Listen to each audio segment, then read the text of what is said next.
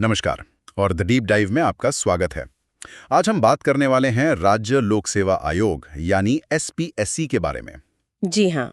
हमारे पास इससे जुड़ा एक दस्तावेज है और हम इसी की गहराई में उतरेंगे। बिल्कुल। देखिए, सब जानते हैं कि केंद्र में यूपीएससी होता है तो राज्यों में एसपीएससी। इनका काम है राज्य सरकार की नौकरियों के लिए भर्ती देखना। हाँ, ये बहुत महत्वपूर्ण संस्थाएं हैं। तो आज हम क्या समझने की कोशिश कर रहे हैं कि ये आयोग बनते कैसे हैं, इनके सदस्य चुने कैसे जाते हैं, हटाए कैसे जाते हैं, इनके पास क्या शक्तियां हैं और सबसे जरूरी ये कितने स्वतंत्र हैं। हाँ, ये स्वतंत्रता वाला पहलू बहुत अहम है। और संविधान का भाग 14 अनुच्छेद 315 से 323 वो यूपीएससी और एसपीएससी दोनों पर लागू होता है ना? जी हाँ, बिल्कुल। वही अनुच्छेद दोनों के लिए है। तो चलिए शुरू करते हैं। देखते हैं कि ये एसपीएससी बनता कैसे है, इसकी बनावट क्या है। ठीक है। तो हर एसपीएससी में एक अध्यक्ष होते हैं और कुछ सदस्य, और इनकी नियुक्ति राज्य के राज्यपाल करते हैं। हाँ। पर इसमें एक दिलचस्प बात यह है कि संविधान ये नहीं बताता कि सदस्य कितने होंगे। ये राज्यपाल पर छोड़ दिया गया है। हाँ, ये एक तरह की फ्लेक्सिबिलिटी देता है राज्यों को। वो अपनी जरूरत के हिसाब से आयोग का आकार तय कर सकते हैं। और देखिए, सदस्यों के लिए कोई खास क्वालिफिकेशन भी तय नहीं है। अच्छा, कोई भी बन सकता है। नहीं, ऐसा भी नहीं। एक शर्त जरूर है कि कम से कम आधे सदस्य ऐसे होने चाहिए जिन्हें भारत सरकार या किसी राज्य सरकार के अंडर काम करने का कम से कम 10 साल का अनुभव हो। मतलब प्रशासनिक अनुभव जरूरी है। बिल्कुल, ताकि आयोग को पता हो कि प्रशासन चलता कैसे है।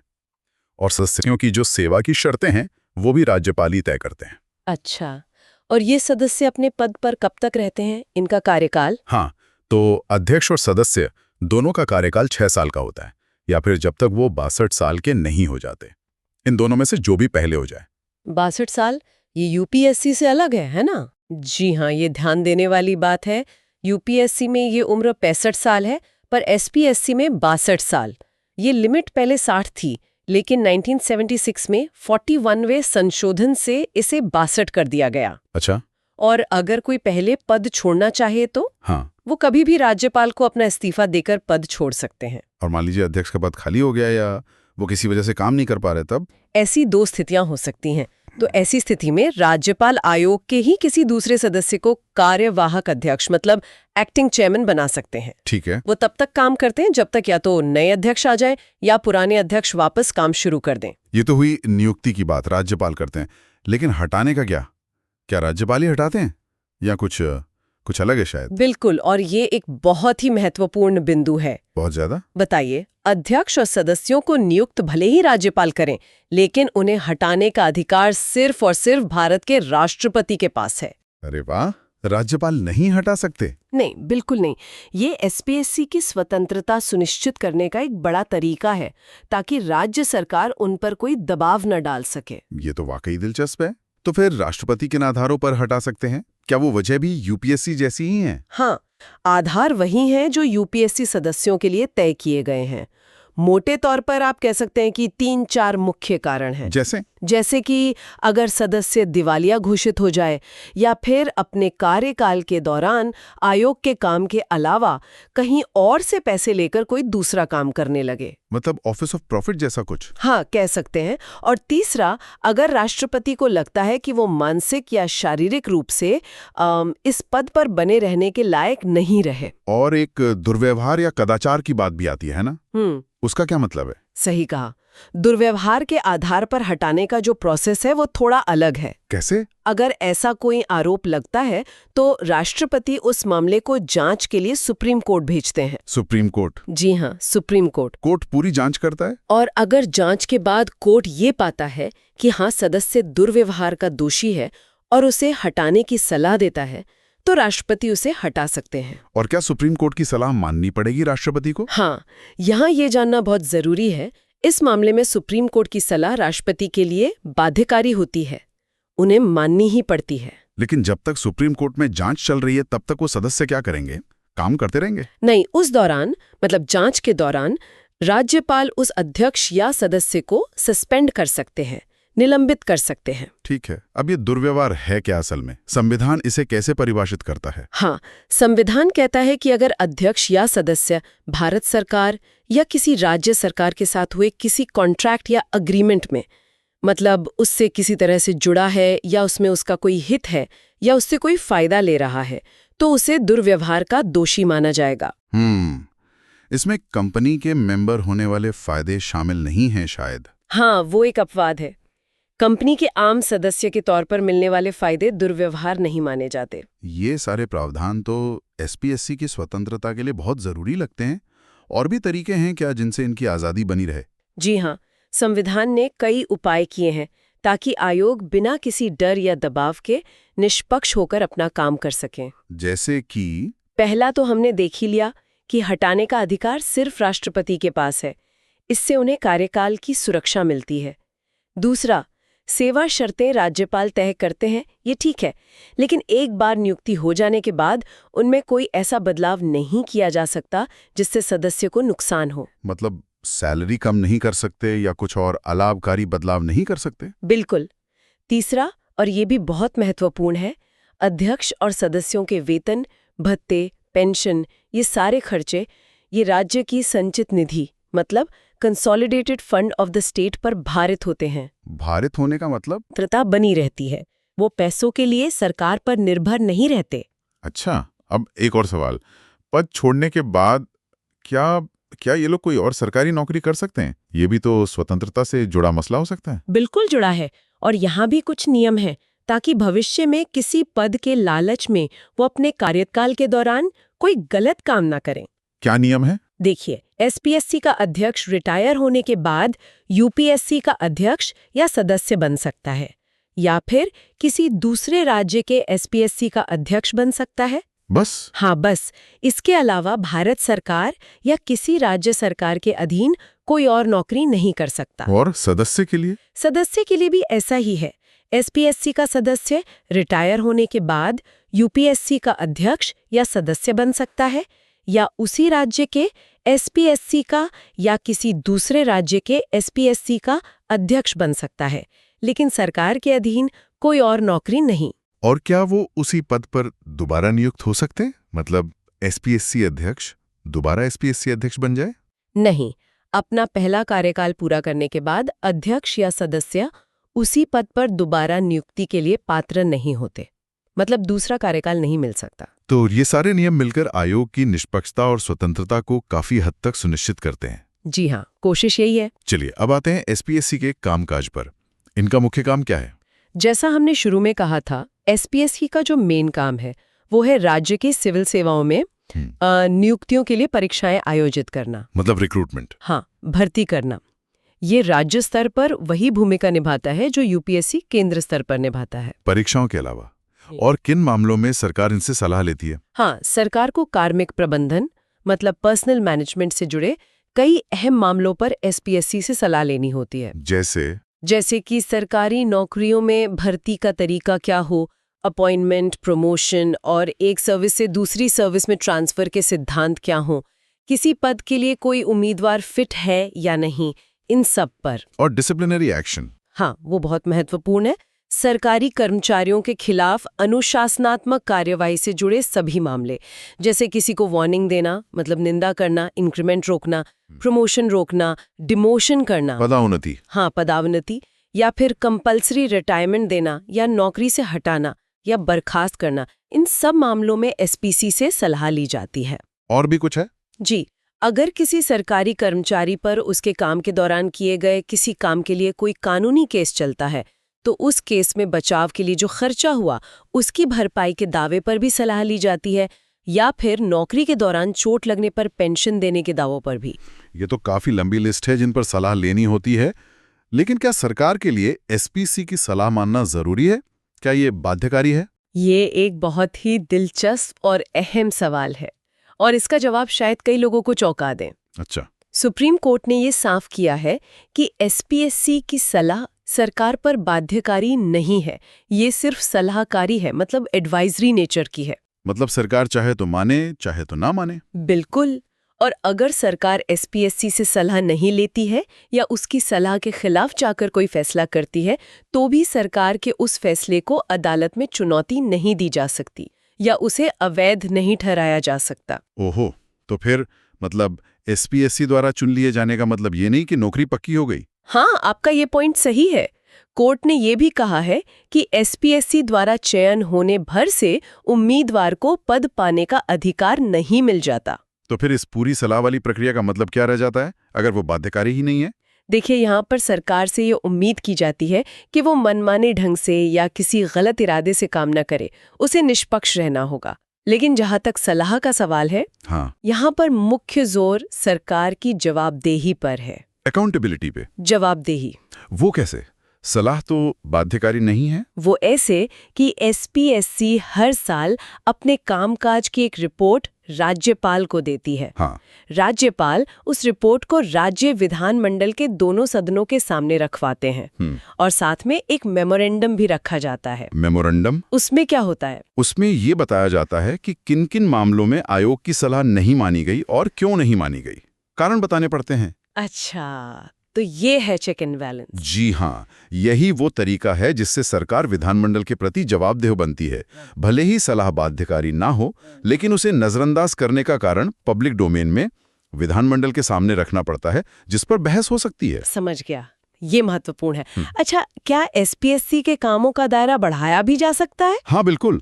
राज्य का विधानमंडल कानून बनाकर एसपीएससी को राज्य की सेवाओं से जुड़े और काम भी सौंप सकता है।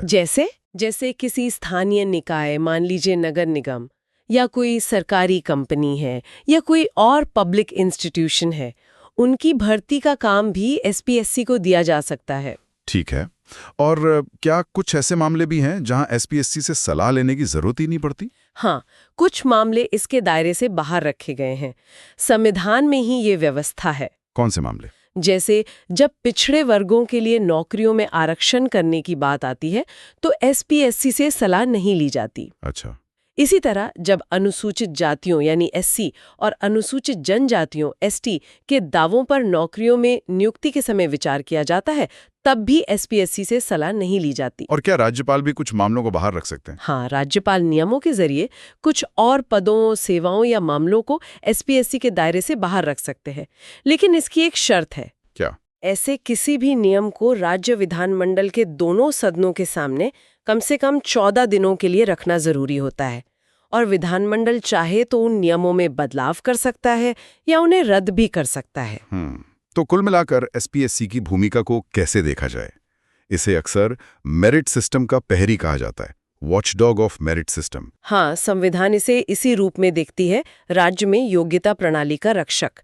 इसका मुख्य काम भर्ती करना है और जब सलाह मांगी जाए तो सलाह देना है। लेकिन ये बाकी काम नहीं करता, जैसे नौकरियों का वर्गीकरण, वेतन तय करना, ट्रेनिंग वगैरह? नहीं, ये सब काम एसपीएससी नहीं करता। ये सारे काम राज्य का जो कार्मिक विभाग होता है या सामान्य प्रशासन विभाग वो देखता है। तो एसपीएससी राज्य में आप कह सकती हैं कि सिर्फ एक भर्ती एजेंसी है। जो मुख्य कार्मिक एजेंसी है वो कार्मिक विभाग ही है। इसका मतलब है कि एसपीएससी की भूमिका काफी सीमित है, सिर्फ भर्ती और सलाह तक। हाँ, भूमिका सीमित भी है और जैसा हमने पहले विस्तार से बात की, सलाहकारी भी है, बाध्यकारी नहीं। और सरकार पर निर्भर करता है कि वो सलाह माने या ना माने। बिल्कुल। एकमात्र सुरक्षा वही है कि सलाह ना मानने पर सरकार को विधानमंडल को जवाब देना पड़ता है। एक और बात, 1964 के आसपास राज्य सतर्कता आयोग यानी स्टेट विजिलेंस कमीशन एसवीसी भी बने थे। क्या इनके आने से एसपीएससी के काम पर कोई असर पड़ा? हाँ, थोड़ा असर पड़ा, खासकर अनुशासनात्मक मामलों में। कैसे? अब होता यह है कि जब सरकार किसी कर्मचारी के खिलाफ डिसिप्लिनरी एक्शन लेती है तो उसे कई बार एसपीएससी और एसवीसी दोनों से सलाह लेनी पड़ सकती है। तो इसमें क्या दिक्कत है? दिक्कत तब होती है जब दोनों की सलाह अलग अलग हो। मान लीजिए एसपीएससी कहे कि कर्मचारी को हटा दो और एसवीसी कहे कि सिर्फ चेतावनी देकर छोड़ दो। हाँ, तब क्या होगा? वैसे तो ज्यादातर मामलों में एसपीएससी की सलाह को ज्यादा वजन दिया जाता है क्योंकि वो एक स्वतंत्र संवैधानिक संस्था है, जबकि एसवीसी आमतौर पर एक कार्यकारी प्रस्ताव से बनी संस्था होती है। लेकिन हाँ, एक कन्फ्यूजन की स्थिति तो बन ही सकती है। और राज्य की न्यायिक सेवाओं में भर्ती, जजों की भर्ती? देखिए, जिला जजों को छोड़कर राज्य की जो बाकी न्यायिक सेवाएं हैं, उनमें नियुक्ति के नियम बनाते समय राज्यपाल एसपीएससी से सलाह लेते हैं। सिर्फ एसपीएससी से? नहीं, इस मामले में राज्य के हाईकोर्ट से भी सलाह ली जाती है, एसपीएससी और हाईकोर्ट दोनों से। ठीक है। एक और टर्म है संयुक्त राज्य लोक सेवा आयोग, joint state public service commission, JSPSC. ये क्या है? हाँ, संविधान में ये भी व्यवस्था है, अगर 2 या 2 से ज्यादा राज्य चाहें तो उनके लिए एक कॉमन, एक साझा एसपीएससी बनाया जा सकता है। इसी को जीएसपीएससी कहते हैं। तो ये भी एसपीएससी जैसा ही संवैधानिक निकाय है? नहीं, यहीं पर एक महत्वपूर्ण फर्क है। यूपीएससी और एसपीएससी तो सीधे संविधान ने बनाए हैं, अनुच्छेद 315 के तहत, इसलिए वो संवैधानिक निकाय हैं, कॉन्स्टिट्यूशनल बॉडीज। और जेएसपीएससी? जेएसपीएससी तब बनता है जब संबंधित राज्यों के विधानमंडल, मतलब उनकी विधानसभाएं, ऐसा अनुरोध करती हैं और फिर संसद एक कानून बनाकर इसे बनाती है। अच्छा, मतलब ये संसद के कानून से बनता है? जी हाँ, इसलिए जेएसपीएससी एक सांविधिक निकाय है, स्टैट्यूटरी बॉडी, संवैधानिक नहीं। क्या ऐसा कभी हुआ है? कोई उदाहरण है? हाँ, एक उदाहरण है।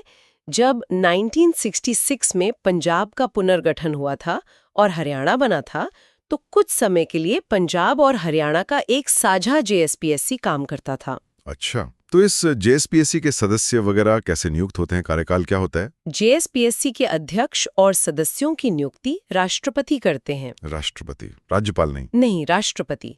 इनका कार्यकाल भी वही है, 6 साल या 62 वर्ष की आयु तक। इन्हें हटाना या सस्पेंड करना भी राष्ट्रपति के ही हाथ में है, और ये अपना इस्तीफा भी राष्ट्रपति को ही देते हैं। और इनकी सेवा शर्तें? सदस्यों की संख्या और उनकी सेवा शर्तें भी राष्ट्रपति ही तय करते हैं, और ये अपनी सालाना रिपोर्ट संबंधित राज्यों के राज्यपालों को देते हैं।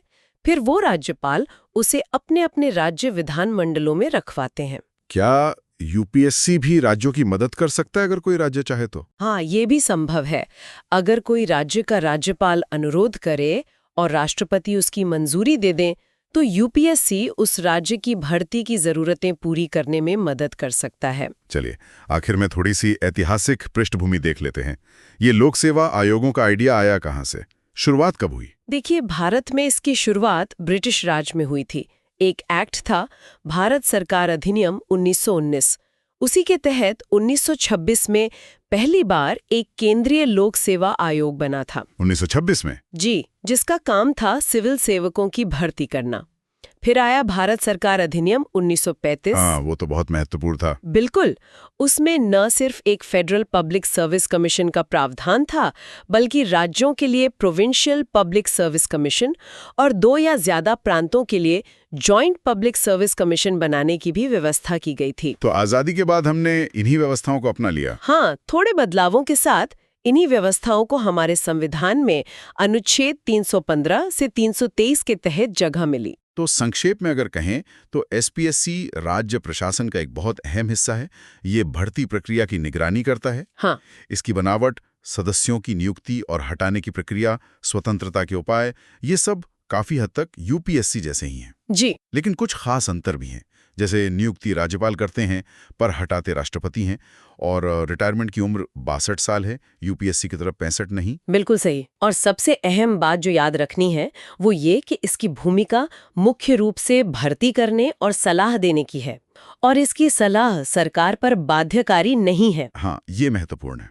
लेकिन फिर भी इसकी जो संवैधानिक स्थिति है, इसके स्वतंत्रता के लिए जो प्रावधान किए गए हैं और इसे जो मेरिट के प्रहरी के तौर पर देखा जाता है, ये सब इसे राज्य प्रशासन में एक महत्वपूर्ण स्थान देते हैं, और सरकार को विधानमंडल के प्रति जवाबदेह होना पड़ता है अगर वो इसकी सलाह नहीं मानती। यहाँ एक सवाल मन में आता है, सोचने पर मजबूर करता है। हाँ, बिल्कुल।